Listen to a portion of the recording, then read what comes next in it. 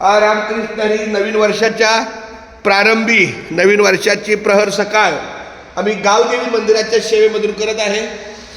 हे आमच्या दोन्ही माऊली आहेत, त्यांना उदंड आयुष्य मिळो, त्यांच्याकडून चांगलं कौटुंबिक सुख राहो, त्यांच्या मुलाबाळांचं शिक्षण हो, त्यांच्या मनोकामना पूर्ण हो. आणि अशीच दररोज ह्या माऊलीच्या भेटीला तुम्हाला सद्बुद्धी देव. माऊली राम बोला. रामकृष्ण हरी. रामकृष्ण हरी. रामकृष्ण हरी.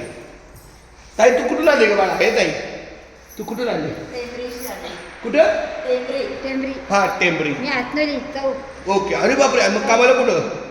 इथं शेडूला. अरे बापरे.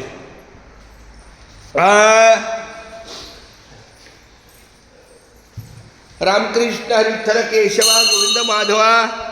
रामकृष्ण हरी विठ्ठल केशवा गोविंद माधवा.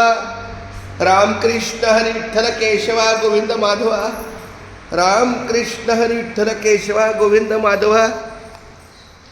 बोल रामकृष्ण हरी. रामकृष्ण हरी. रामकृष्ण. तुझं घर किती लांब आहे? तू रामकृष्ण. असं असं असं माझ्या ताई रामकृष्ण हरी.